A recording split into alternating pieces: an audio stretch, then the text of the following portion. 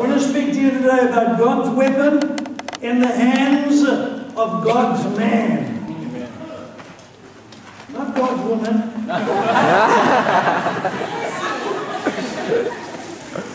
Okay, we're sexist here, okay? God's weapon in the hands of God's man. 2 Samuel chapter 23, verses 9 and 10. Verse 8 says, "These are the names of David's mighty men. Josheb-Basshebeth, a Tahkemonite, was chief of the three. He raised his spear against 800 men, whom he killed in one encounter. Next to him was Eleazar, son of Dodai, the Ahohite, as one of the three mighty men. He was with David when they taunted the Philistines together at Pas-Dammim for battle. Then the men of Israel retreated. The whole of David's army retreated. But Eleazar stood his ground in the middle of a barley field, and he struck down the Philistines till his hand grew tired and froze or clave to the sword. The Lord brought about a great victory that day. The troops returned to Eleazar, but all they did was they came to loot the dead. They stripped the dead. What an inspiring story we find tucked away here in these couple of verses in 2 Samuel 23. The story of Eleazar, one of King David's mighty men. A number of names of those soldiers who distinguished themselves in combat for David are recorded here in 2 Samuel. Above all the others, however, three were particularly honored: Josheb, Shammah, and this great character, Eleazar.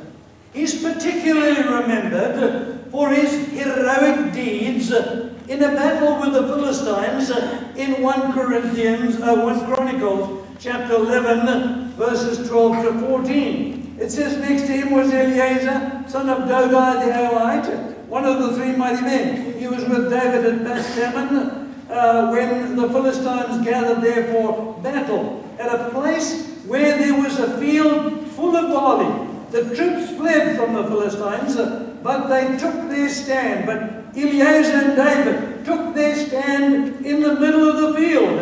They defended it and struck the Philistines down, and the Lord brought about a great victory. We are told about this battle and on this particular occasion. The battle scene was a place called Pas-Dammim, which is known as the Dell. In English, it is called the Dell of Bloodshed. It is interestingly the same place. Listen to me. It was the same place where David, years before, had defeated Goliath. It was this place, it seems, to have been a recurring headache for the nation of Israel. Saul had been held up there by the Philistines, as we read about it in 1 Samuel 17, until David stepped in, and now David returns there, and he faces the same enemy, the Philistines, in another confrontation. You know, there's a lesson to be learned here. The enemy, our enemy, will often take us back to our old battlegrounds, places where he's held us up in the past. And as I look back on my own Christian walk, my greatest battles have been fought over the same things time and time again. The enemy knows where we are weak. I want you to know that this morning. The enemy knows where your weaknesses are, and he will take you back to that battlefield time and time again. Things that I've already dealt with. So what we need to do is be on our guard. Be on your guard. Be watchful. Jesus said, open your eyes when you pray. He said, watch and pray. You know, we want to close our eyes. You know, we want to hide away. We don't want to. But Jesus said, watch. Be on your guard. Because the enemy goes around as a roaring lion, seeking whom he may devour. Here at Pas Adammon, again then, the Philistines arrayed themselves against the forces of David's army. It seems that the Philistines posed a formidable foe, because all the men of Israel were gone away. They had fled in fear. The entire army, can you understand it? You know, even in the time of Saul, the entire army were frozen in their foxholes. You know why? Because there was one man who was standing, okay, he was about 13 foot tall, okay, he was about 4 meters high. But friends, it doesn't matter. The fact is that he stood there and he threatened an entire army. Here is a repeat again. The entire army is so filled with fear that they flee, and there is only one man. There is only two men. There are two men. There is King David, and there is a man by the name of Eleazar who is prepared to stand against the enemy. Oh, for men to be able to stand, for women to be able to stand against our enemy. David and this man Eleazar took up a position in a barley field, and they took on all the might of the Philistine opposition. They routed the Philistine army completely, so that when the other men of Israel returned, all that they came to do was, all there was left for them to do was to loot dead men, was to strip dead men. Oh man, to be an Eleazar, to be a David who will loosen the fear that grips the hearts of the people around about us. What a man this Eleazar was. We can learn a lot from him. I want to tell you this morning, you can learn a lot from Eleazar. Would you like to learn something about him this morning? Yes. Some important thing? Yes. Okay. The first thing that you need to learn is the sufficiency of Eleazar's weapon. Verse 10 says, he arose and he smote the Philistines until his hand was weary, and his hand froze or clave unto the sword. And the Lord wrought a great victory that day, and the people returned, the army returned only afterwards to spoil the dead, to come and take the spoils of the dead. Eleazar brought down the entire Philistine militia with just one weapon in his hand, his trusty sword. It was a weapon he had confidence in. He had no doubt fought many battles with that sword. It had been a reliable sword to Eleazar. He cared for that sword himself. He sharpened it every day. He oiled it continually so that he knew it would not fail him in the heat of the battle. I understand that one of the first things an Australian soldier is issued with when he enlists is an automatic rifle. Now, each soldier in the Australian Army is taught to know everything about his weapon. Before long, he can dismantle and reassemble that weapon blindfolded in literally seconds. He is the only one who is allowed to clean his rifle. And if he misplaces that rifle, he is severely disciplined. The point of all this training is so that when this soldier goes into battle, the soldier is not concerned about whether or not his weapon will fail him. That is, he trusts his weapon because he knows it completely, and he has proven it through many, many drills. He knows his weapon is not going to let him down. I want to tell you that Eliezer wielded his sword with confidence. It had proven to be reliable to him time and time again. That is why he could stand in the midst of a barley field and face an entire army all by himself with his king, because he knew his king would never run. He knew that King David did not run from Goliath, and he knew that David wouldn't leave him in the lurch there in the barley field.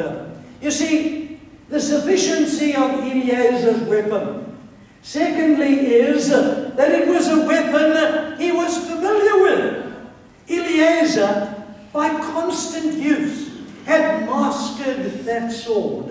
Before he ever came near the battlefield, he had defeated 1,000 imaginary enemies.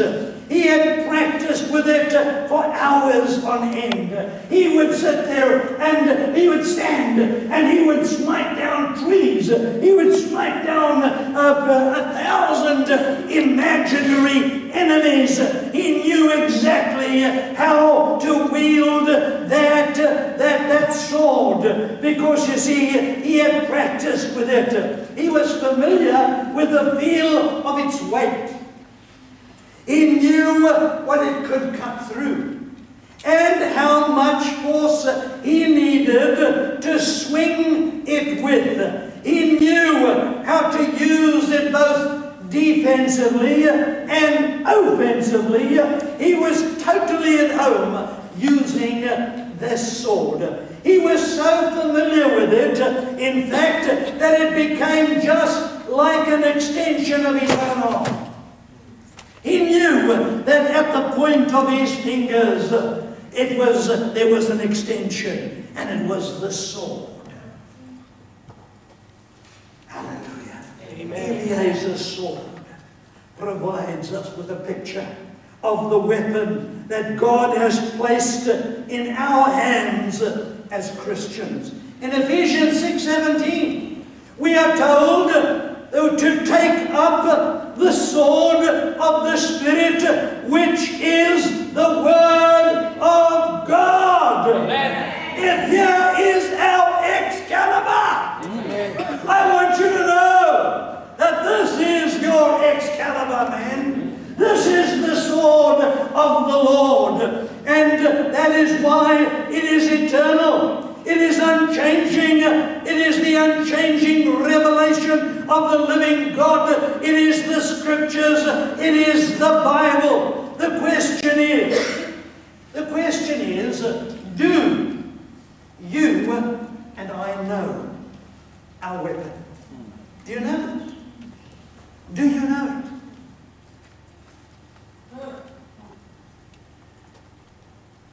I've made it my goal in life to try to get to know this Bible. I want you to know, friend, that this is something that will never, never, ever let you down. Amen. Never. Do you know your Bible, your weapon, well enough that you have unflinching confidence in it? This book is the Word of God, and God is not a man that He should lie. So you can be assured of every line that is written here. Amen. You can be assured of it. I want to tell you, God will never let His Word down. Jesus said in Luke chapter 16 and verse 7, it is easier for heaven and earth to pass away than for one pen stroke, just the crossing of the T, the dotting of the I of the Lord to fail. This is God's unfailing truth. God's Word is absolutely reliable. You can take God at His Word, man. Amen. Listen to me here. No one will ever be able to convince you of this. No one. It is logical and reasonable that God's Word should be trustworthy because of who God is. You see, you don't learn this up here. You know this down here. You've got to experience this truth for yourself. You know, we will listen to preachers on the television telling you all sorts of things. And they say, now, in order for you to make this a reality in your life, send us a check of $100. Send us a check of 1,000. And if you send us a check of 10,000, we will send you a specially bound Bible that is written in with the preacher's own hand given to you. And so we listen to what they say. But oh friends, let me tell you that no preacher is going to convince you that the Word of God is true and that not one word will fail. Preacher after preacher can assure you that God's Word is unfailing. And we can present it with such a way that rings out with truth to you. But it is only the words that fall out of there into your heart. God's Word in your own life that you begin to apply, that you begin to take hold of, that you begin to live with, that you begin to exercise with every morning. Let me tell you, every single day. The first thing that you should be doing is reaching out and taking your Excalibur, oiling it, polishing it, reading it, taking and begin to strike down your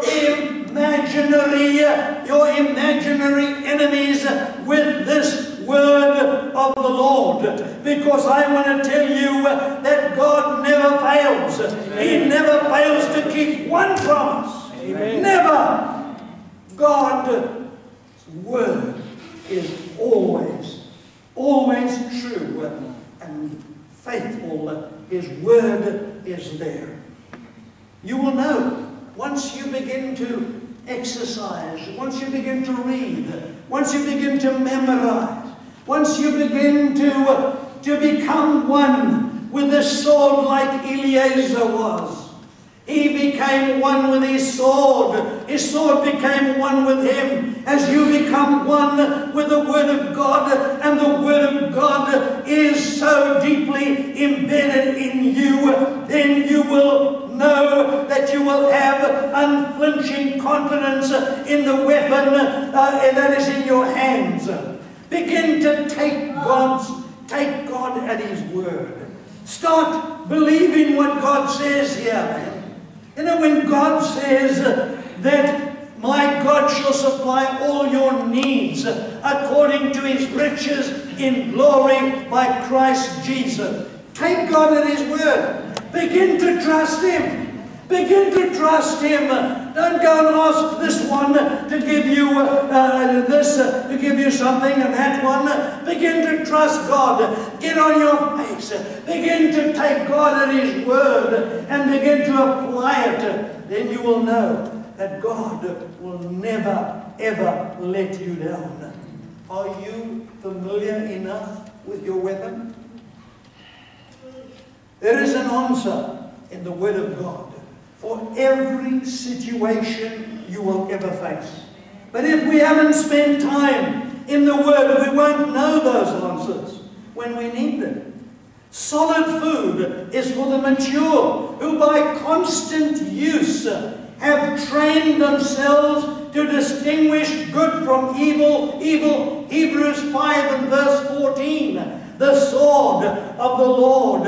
You see, you have got to learn with continual use, like Eliezer. Every moment he had, if you watched him, he wasn't playing with the chess, or he wasn't playing drafts, or he wasn't playing snakes and ladders. He wasn't playing dragons and dungeons on his television, on his computer. You know what he was doing? He was taking his Excalibur and he was practicing. He was quoting John 3:16. He was quoting John 14:6.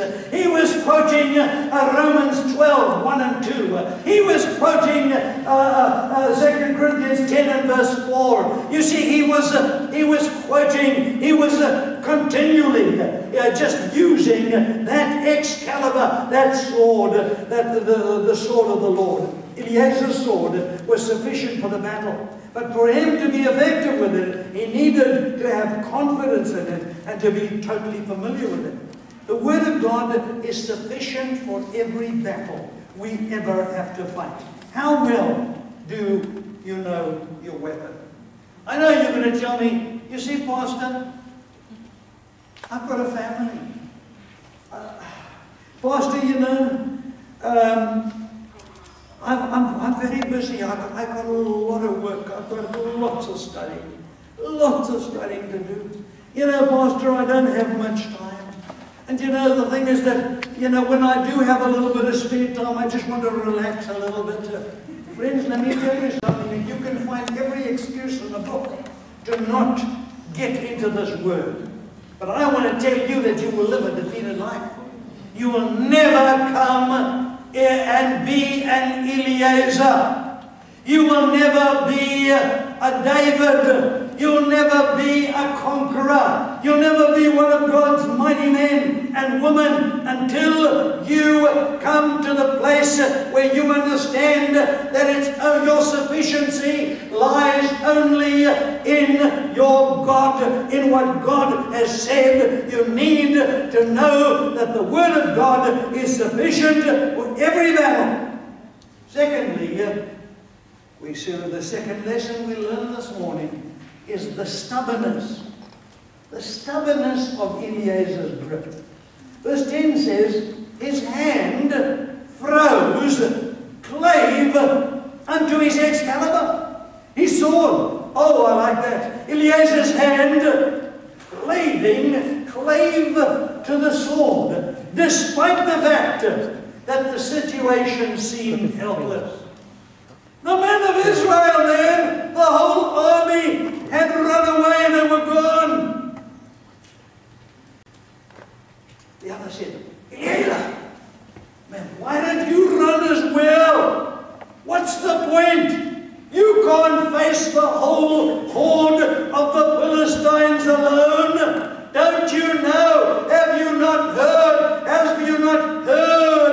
that he who turns and runs away lives to fight another day? Isn't that right? Yes. No! His hand clave to his sword, despite the fact that all human resources were gone. He arose and smote the Philistines until his hand was weary.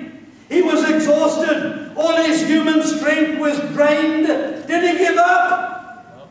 No! He didn't give up. His hand froze, clave to the sword. I want you to note the word clave or froze. In the Hebrew, this word implies two meanings, both of which are significant, I believe. Write them down. The first one is pursuing. It's clinging onto. It's grasping. If we take this meaning, Eliezer went after the sword. He clung to it for dear life. A sword with a life of its own. I want to tell you that when Eliezer's strength was gone, that his sword kept on. His sword kept on striking down the Philistines. I want to tell you, friends, that this word of God, if you have it in your heart, if you have it in your spirit, if you have it in your mind, if you have it in every part of your being, that you will pursue, that you will cling to, you will grasp, you will go after the sword. The sword will go before you. They will not be able to get the sword out of your hand. Do you know it?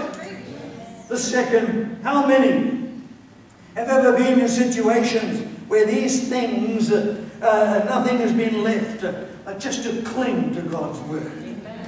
Man, I want to tell you, friend, time and time again, in our lives, in the years that we've been in the ministry, things have turned against us to such a degree where even the men of God, for 5 years, would not even pick up a telephone and phone me here and say, "Hey, Vic," didn't call me pastor. They didn't even call me nothing. They didn't even call.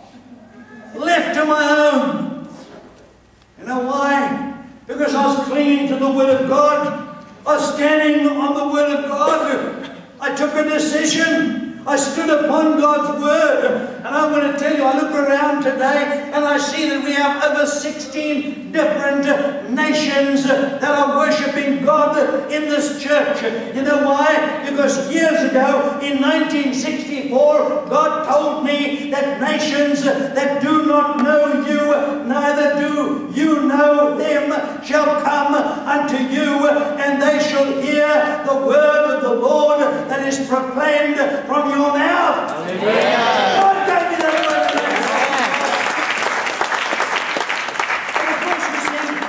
Was an enemy saying, "Listen, shut these doors, man. Close the door of this church. This church is going to go down the tube." I said, "Never. I'm standing on the word of God. The sword is going ahead of me. The sword is going ahead of me. But the sword is pursuing the enemy." That's the first meaning, pursuing. The second meaning of the word clave or froze is welding, soldering. The sword was welded to Eliezer's hand. What a great picture that is. In the heart of the battle, Eliezer and his sword became one instrument. I want to tell you, man, that don't go anywhere without your Bible. I know you've got it on your cell phone.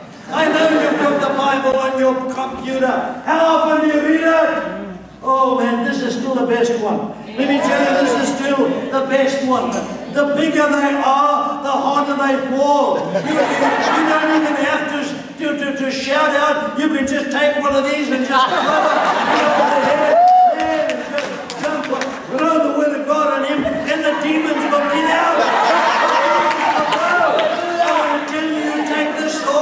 And you lay it upon the sick in the name of Jesus. And they'll be made whole in Jesus' name.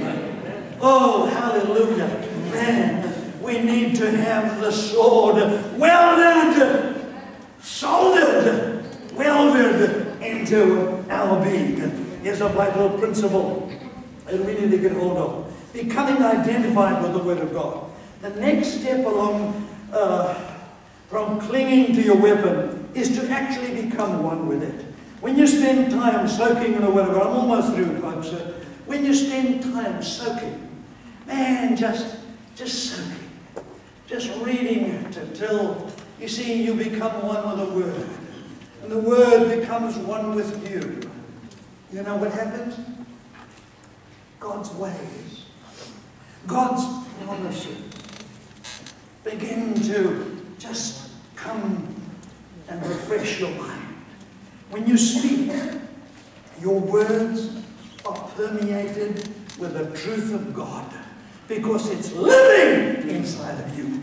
You can no longer find the point where your thoughts stop and the Word of God comes in, because all your thinking has been renewed by the Word of God. Amen. Romans 12 and verse 2. That's what it means to be transformed by the renewing of your mind, so that you be not conformed to this world, but be transformed by the renewing of your mind, so that you may be able to prove what is that good, that acceptable and perfect will of God. Oh, friend, in Luke chapter 4, verses 3 to 13, Jesus, in facing the devil on the 3 temptations, again and again, Jesus said, man shall not live by bread alone, but by every word that proceeds out of the mouth of God. Don't live by bread. When bread is finished, you'll still be hungry. But I want to tell you that this Word of God is quick and powerful. It's sharper than any two-edged sword. I want to tell you that if the Word of God is going out of your mouth, you will be able to deliver people. Yes. You're not going to deliver the people by poems, by songs, by beautiful words, man, by beautiful expressions. The only way you're going to be able to deliver people from their maladies, from their sicknesses, from their problems, from their troubles, is by the Word of God. Because Psalm 34 says, the eyes of the Lord are on the righteous, and His ear is attentive unto their cry. And if you trust in the Lord your God will deliver you from all.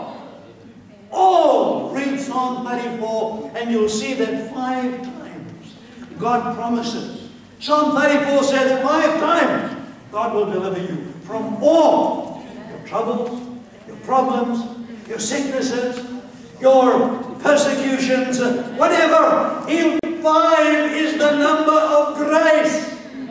You don't deserve it. But God says, if you trust me, I will bless you and deliver you from all your problems. Hallelujah. Oh, and they might be welded to the Word of God. Eliezer clave to the sword. We see the stubbornness of Eliezer's grip. And then thirdly and lastly, we see the security of Eliezer's victory. Verse 10 says, and the Lord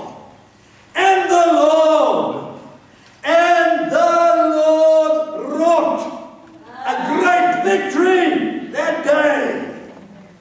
Who wrought the victory? Lord. I thought it was Eliezer and David. It was God. The Scripture says the Lord wrought a great victory that day. Here is the strength of Eliezer's sword. The Lord of hosts, God took this one warrior and used him to put an army to flight. It was God that secured the victory for Eliezer. Eliezer trained himself with his sword. He learned to wield it expertly, and he clung to it through the battle. But it was God's power that enabled him to defeat the Philistine army, the enemies of God. 2 Corinthians chapter 10 and verse 4. Listen, you should know it off by heart. For the weapons of our warfare are not fleshly or carnal, but they are mighty. They are mighty through God to the pulling down of strongholds, to the casting down of imaginations, to the destroying of every high thing that exalts itself against the knowledge of God. For the weapons of our warfare are not fleshly, but they are mighty. The Word of God.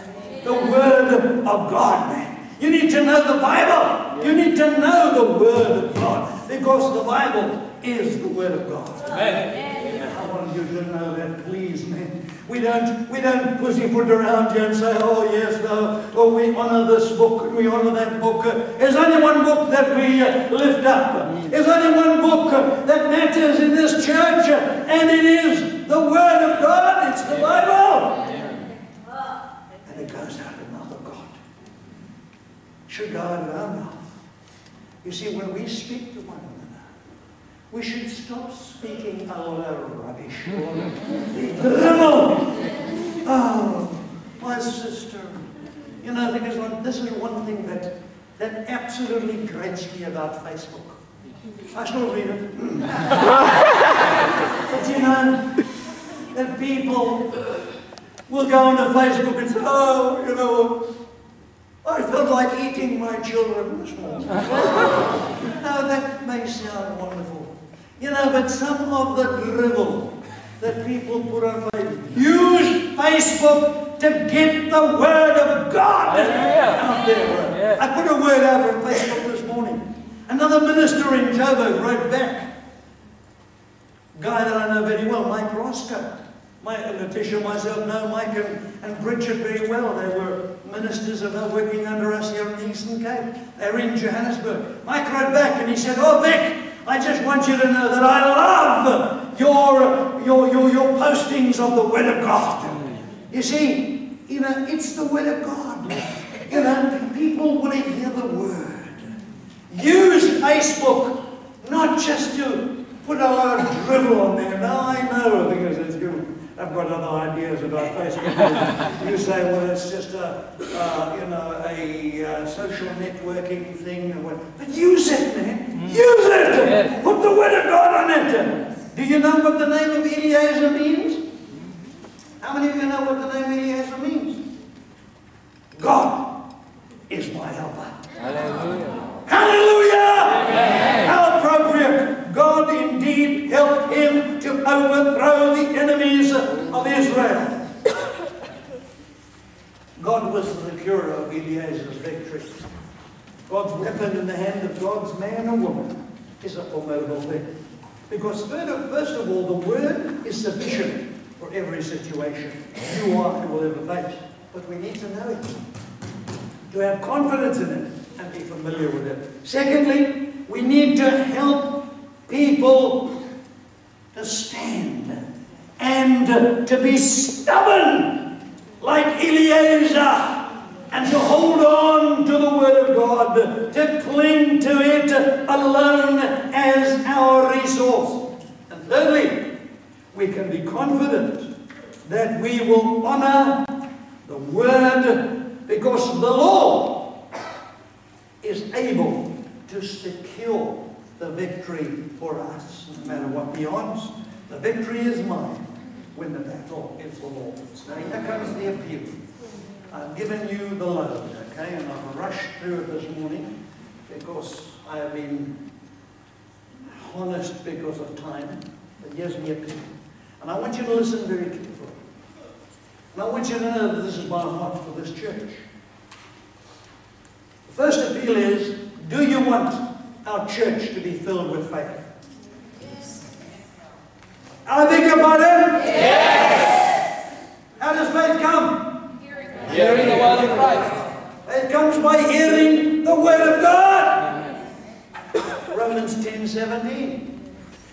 Second appeal is, do you want our church to be holy? Yes.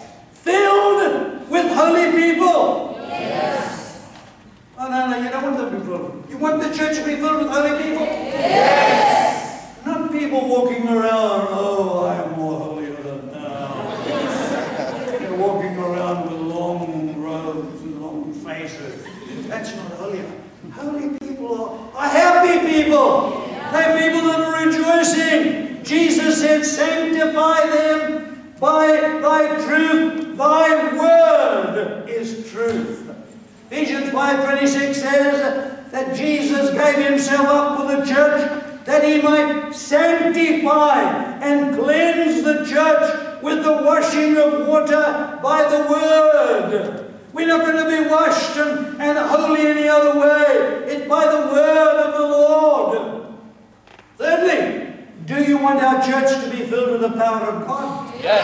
That is to see the supernatural workings of God. Mark 16:20 says that the disciples went forth and preached the word everywhere. The Lord worked with and confirmed His word. The word with signs following. Giving you the three appeals. You want our church to be filled with faith? Do you want our church to be holy? Do you want our church to be a power-filled church? I want you to commit yourself now. I want you to stand on your feet. And I want you to commit yourself. You've all shouted amen. How many of you are now going to stand and say, Lord, I am committing myself that we all might be a people of the Word. We want to be people of the Word.